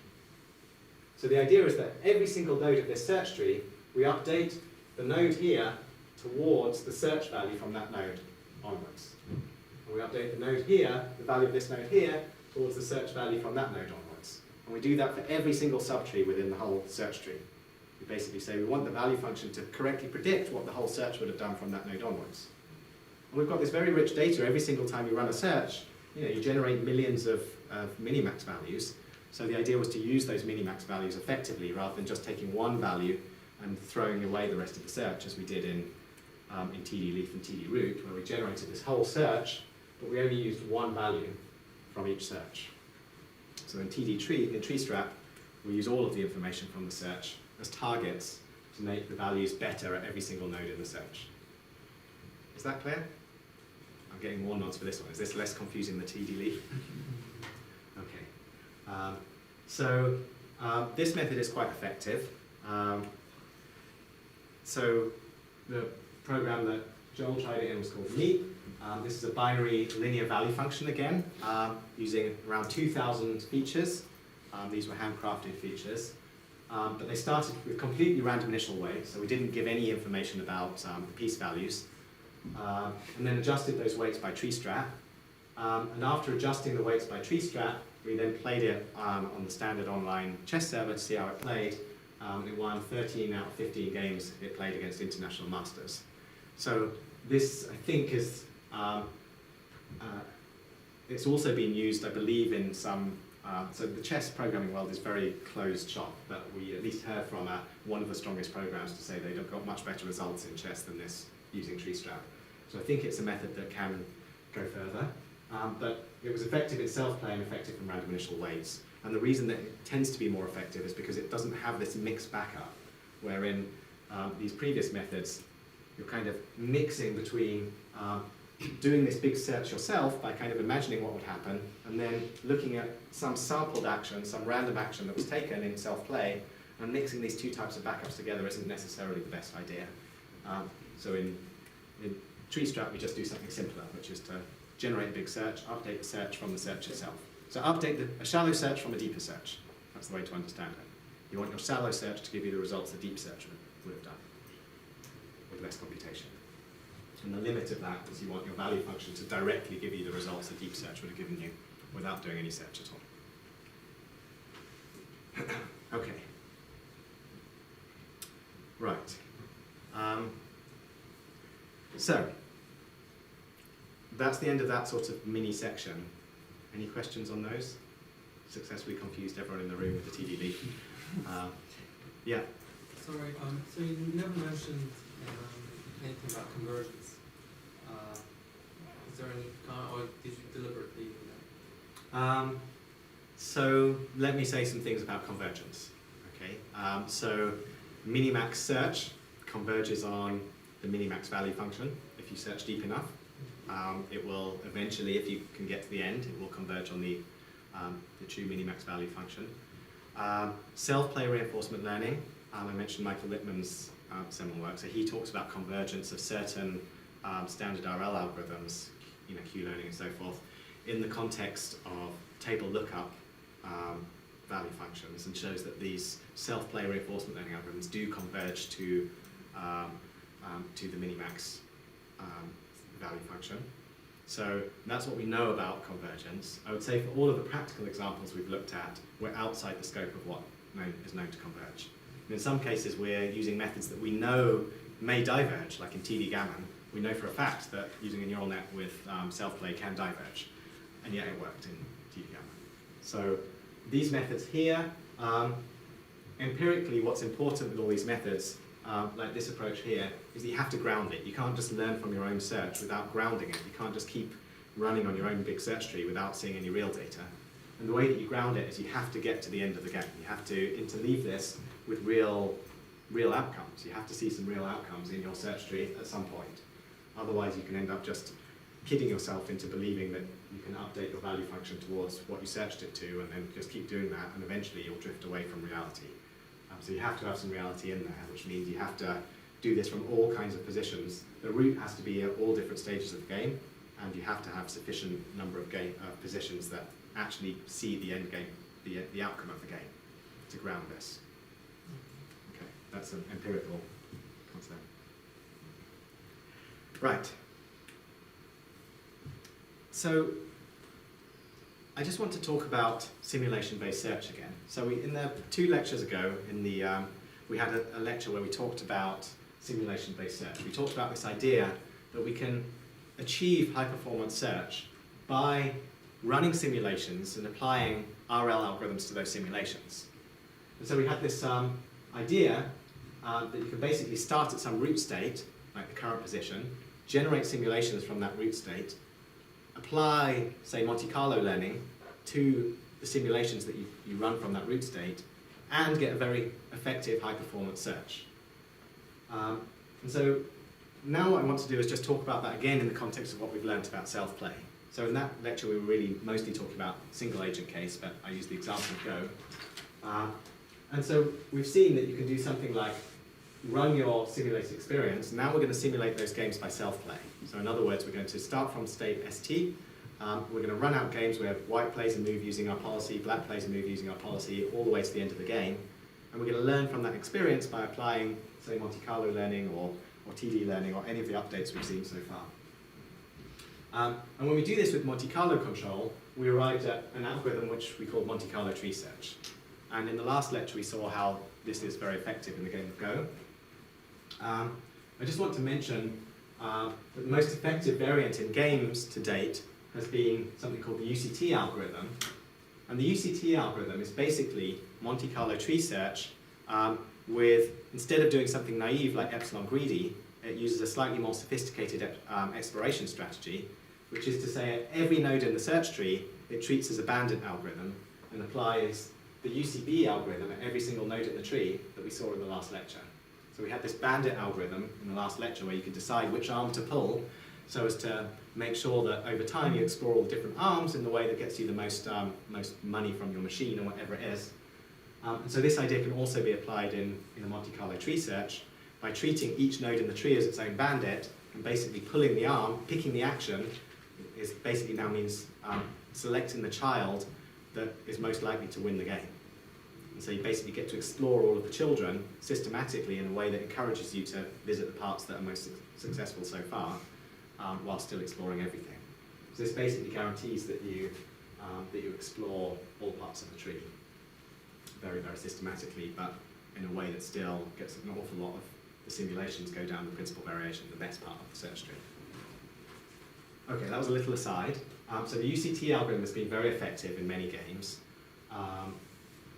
So we saw last lecture Go, there's also games like Hex, Amazons, Lines of Action, these other games which, roughly speaking, any game which has a large branching factor or where it's hard to construct a value function, it turns out that these Monte Carlo tree search can dramatically outperform what was achievable with standard minimax search algorithms like alpha beta. Now, if you take the UCT algorithm, someone asked about convergence, you take this UCB algorithm and you run it, apply it with self-play, this has been proven to converge on the true minimax value for that game.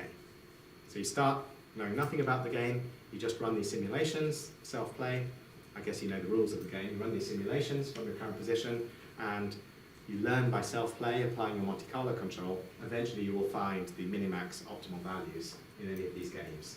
And even if you don't reach convergence, you can still get very good performance in many challenging domains.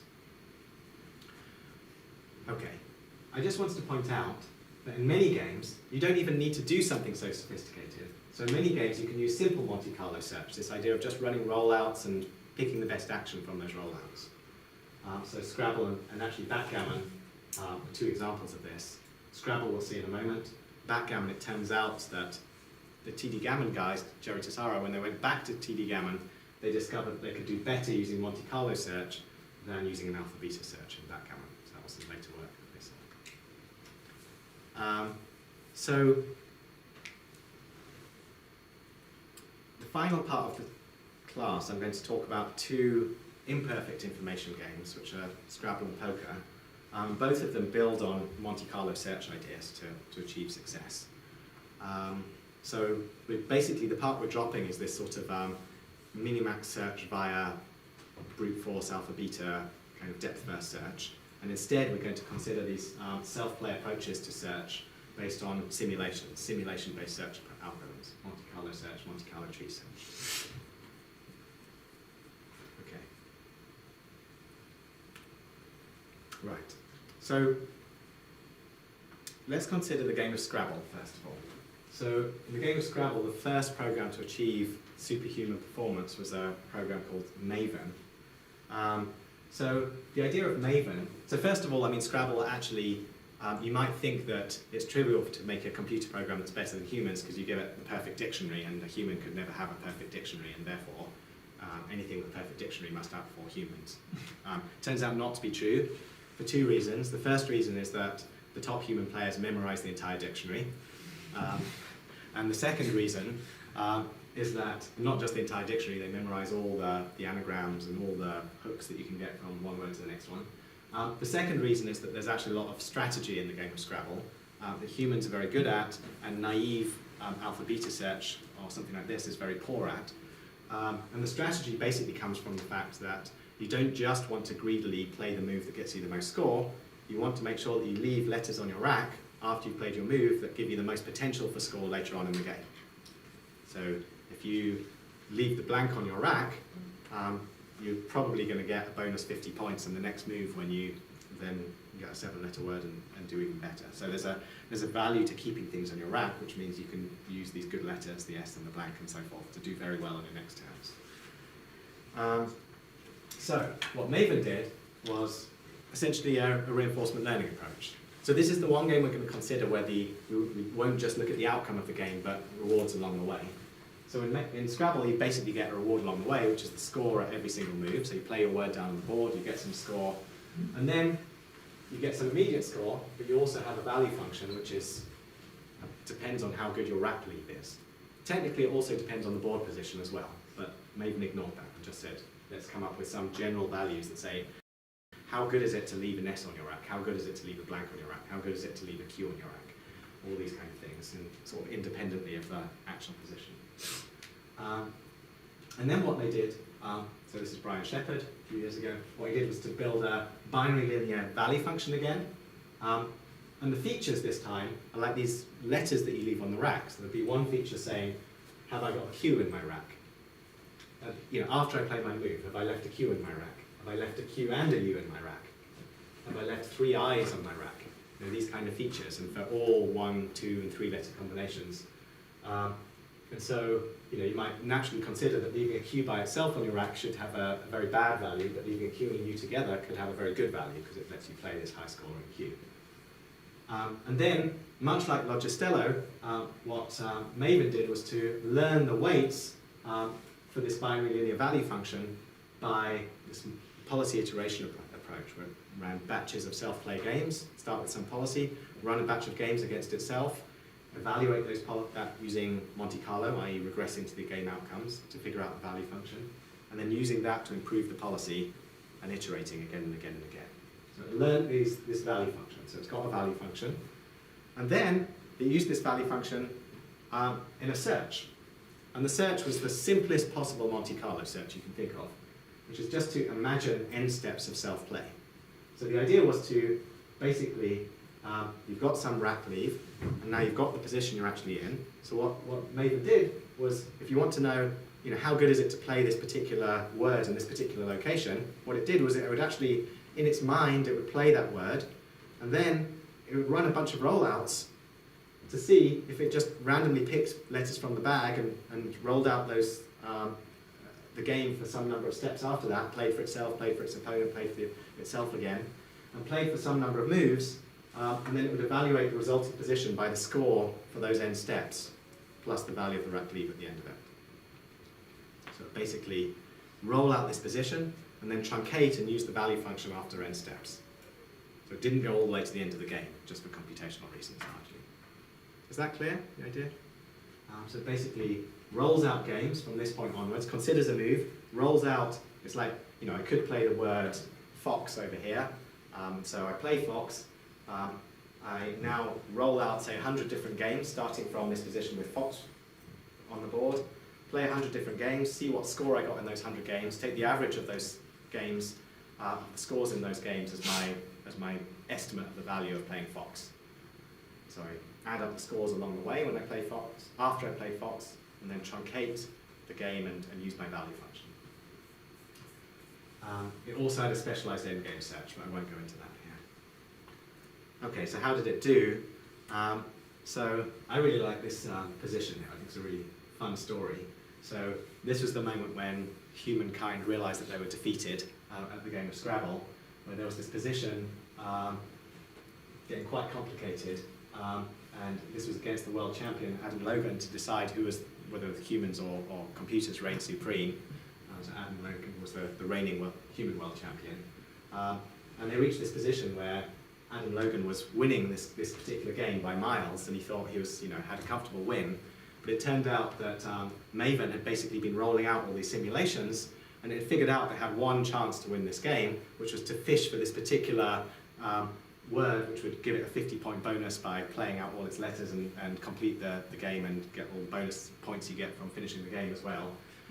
And it fished for this combination, and it picked up the letter, and it played this word mouthpart, which is a 9-letter word, which means you only get 7 letters in Scrabble, which means it had to play over 2 existing letters.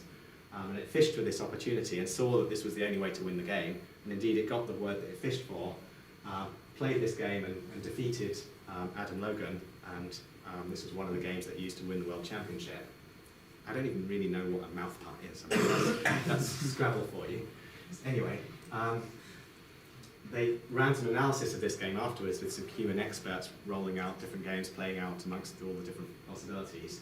And they estimated that Maven only made an error rate of 3 points per game. But basically, if you looked at the entire game that Maven played out, and they typically score maybe about 400 or 500 points in a game, that if it had played perfectly throughout that game, it would only have changed its expected score that it could have got by at most 3 points in any one of those games. So it was very, very close to perfect. Caveat, I suspect this result is bogus, because I'm pretty sure that actually you can do better than naive rollouts by doing a Monte Carlo tree search and actually looking at the contingencies of what the opponent played and then what would have happened after that. So I suspect a real strong search program, which someone might one day build, would actually do better than what humans currently think is optimal. So did it not have any sort of concept of trying to avoid leaving the opponent in a position where they could easily get a triple word score or something? Well, that appears in the rollouts. That appears in the rollout. So if you basically open up a triple word score, like you play Fox, and it gets you a big score, but it leaves the triple word score open with the X or something. And now, in all of your rollouts, a lot of those rollouts, the opponent will be able to play on that triple word score using the X. And so that's what shows up that's what gives the big benefit. That's what the Monte Carlo search identifies. It's starting from the current position, and it's exposing the weaknesses of each of the moves that you play, and that comes out in the rollouts. So that's exactly why it's effective. I just wanted to say one more thing, which is technically Scrabble is an imperfect information game. Right? We don't know what's on the opponent's rack. And so far I've completely ignored that part. And Maven completely ignored that as well by doing the most naive thing which you can do, which is just to randomly sample letters for the opponent's rack from the letters that are remaining in the game. And so that's very naive because the opponent actually reveals information about what's on their rack by the way they play. But Maven basically ignored that. But more recent programs have actually made some use of that information. But still, it's playing pretty well already. Okay. So that brings us on to imperfect information games. And I want to talk about some recent work, actually by someone who was sitting in this class the last time around when I gave these lectures. And they're now on the list of success stories in games for RL. And this is an approach called smooth UCT. So this builds on the Monte Carlo tree search approach that we've seen, but it shows how it can be extended to imperfect information games to get state-of-the-art results and achieve superhuman play in the game of poker. And so the way that this was done is you basically need to consider games, these imperfect information games, where you've got information that needs to be hidden, you've got these states, you need to figure out what your opponent's got, you need to play in a way that doesn't expose your own strategy too badly so you can be exploited. And the approach which was used was inspired by another technique from game theory, which is called fictitious play. And the basic idea was that the agent, when it's doing this self-play, it doesn't just learn how to play against the opponent's current behavior. It learns how to play against all the ways that we've observed the opponent play so far. So it basically averages over all of the opponent's behaviors that we've seen so far, and it learns a best response to the opponent's average behavior, not its current behavior. So this leads to a much more robust approach to reinforcement learning. So let me prefix that by saying that if you naively take Monte Carlo tree search or UCT or one of these methods for sophisticated self-play reinforcement learning approach that we believe works so well in all these other games like Go and so forth, and you apply it to an imperfect information game, it blows up. It doesn't work. It diverges. You don't get to a Nash equilibrium. Okay, but this approach really does find a Nash equilibrium strategy. You can see this when you apply it to small games, small variants of poker. It really does find a Nash equilibrium. So the idea again is basically you see some opponent strategy, you see how your opponents are playing. So you're running these games of self-play, and all you do is you count how your opponent's playing. You count the actions that they take so far, and you remember them. So you basically get an average strategy. You average over all the ways that you've seen the opponent play so far. And that gives you your average strategy. It's just the average of all the things your opponent's done to date. And now, what you do is you mix together a standard UCT algorithm, this basically your Monte Carlo tree search that acts greedily with a little bit of exploration, and you mix that together with something which is behaving optimally against this average policy. So you sometimes behave in a way that's robust against all of the things that you've seen your opponents do so far in your self-play games. And this is enough to stabilize the algorithm because it makes sure that your self-play cycles can't just take you off in some strange oscillation that takes you away from the Nash equilibrium. So the way to think about this in general then, so this is how you build search trees in these imperfect information games, is we need to think about the different players in the game. We need to think that each of the players actually sees different information. And so intuitively, they each have to have their own search tree. Each player basically sees different observations. They see their cards. So I see my own cards, so I'm kind of in a different node in this search tree to player 2, who sees some other cards in his search tree. And so what we need to do is build a Monte Carlo tree search approach, or any other tree search approach for that matter, which is able to effectively learn about this set of search trees. And we want to share information amongst these search trees such that basically what we have is each player is picking their actions according to their own search tree, but now those simulations are used to update the statistics in someone else's search tree. So each player is basically figuring out their best way to play from the experience they're observing of other players play. during self-play. So we've got the self-play procedure, everyone builds their search tree of everything they've seen so far, and they figure out the best way to play in the context of the simulations they're seeing from everyone else's search trees. So this is the approach which is necessary and effective in imperfect information games.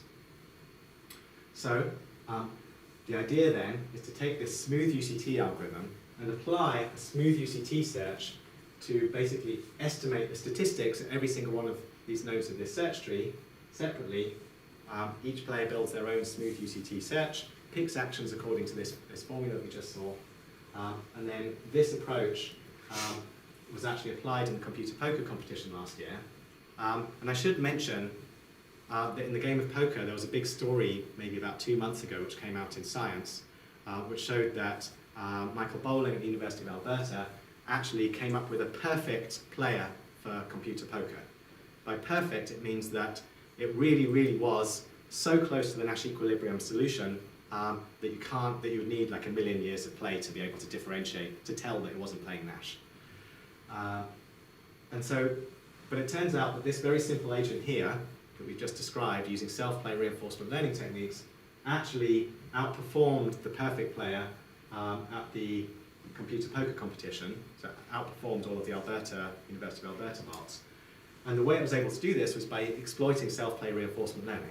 So even though it couldn't beat one-to-one this perfect player, it can actually exploit the other players more effectively. And the reason it can exploit those players more effectively is because it's really learning in the presence of self-play. Self-play helps it to see the positions which are interesting as the search progresses. It kind of spends a lot of time considering situations that really can occur when players are learning these different strategies. And so when those play situations then occur in real games, it's already figured out how to deal with them. So it generalizes better, this self-play approach generalizes better to real games against other players than a systematic search as was used by this perfect player, which you can think of as the natural extension of minimax search to these multiplayer imperfect information games. Okay, sorry, I know that was a lot of information about imperfect information all at once. But any questions about this part before we close? Okay. So I just wanted to conclude by putting up this one slide, which kind of summarizes by going over all of the different games that we've looked at so far: chess, checkers, Othello, backgammon, Scrabble, poker, and asking, well, what's the recipe? What's the recipe for doing well in these games? What was the same about them all? You know, were there similarities? Could we pick out things which were important to be effective? And you know, if you were to go off and try and achieve superhuman performance in one of these games, what would you do? And so this is looking at the best reinforcement learning, or the first best reinforcement learning agent in each case. And we see that the input features in each case, it started off with some input features which were binary. So in chess, we had like, you know, these piece value, these, you know, do I have this piece on the board? Am I in this piece configuration? Do I have this pawn structure? In checkers, we have pieces. In Othello, we have these disk configurations. In backgammon, we have the number of checkers in each position. In Scrabble, we have the, you know, letter configurations on the rack. And in poker, we use these card abstractions, which I didn't really talk about. And then in each case, we built a value function on top of these input features. Most of the examples used a binary linear value function. TD Gammon used a neural network, and I expect to see more work in this direction in the near future. Now we have more effective computational methods for deep learning, and also more stable RL algorithms for deep learning. And then in each case, there was some reinforcement learning algorithm which was applied, either tree strap, TD leaf, Monte Carlo, TD, and we could think of these as all living in the family of TD lambda. In some sense, we know that Monte Carlo is an instance of, that's TD1, we've got TD0, we've got these minimax variants that use TD leaf and tree strap, but they're all in the TD family. And then training, we see that this self-play idea, this idea of actually trying to figure out the best way to find the best policy by not training against some fixed opponent, but by training against ourselves and adapting, co-adapting until you arrive at something approximating a Nash equilibrium, has been extremely effective across all these games, as well as being sort of, you know, intellectually appealing. You can just set this thing off to play itself, and then it comes back and beats your expert. And then on top of this, search is crucial. Search is crucial. You need in many of these games to exploit the tactics of those games using alpha-beta search, Monte Carlo search, and some Monte Carlo tree search, different variants of these approaches all put together. I should close by saying, having said that, we should always question our assumptions. So I think I've strongly given the impression and advertised the fact that search is necessary in many games with a lot of tactics. And I, for years wrote these papers saying, well, if you play in a game of Go, it's necessary to use search. You have to search from the current position because you can never build a value function approximator that's expressive enough to capture all the nuances of what happens in this vastly complex game. Except that then we just did that a few months ago, and we built a very deep neural network which was able to play Go immediately just by reading out this neural network, as well as a Monte Carlo tree search with a million simulations. So you should always question your assumptions. It's possible sometimes to do very effectively using the right kind of value function approximation. And there's this well-known trade-off in games, which is between search and knowledge. That you can put in a lot of knowledge into your input features, into your value function by learning, or you can acquire that knowledge through search by searching deeper and deeper and deeper. And these things play off against each other. And there's two ways to make progress, which is to search deeper or to learn better. And I think they're both flip sides of the same coin in some sense. Okay, that's it. So thanks very much for coming to the course, and hope you got something useful about it and continue to do great things with RL. And cheers.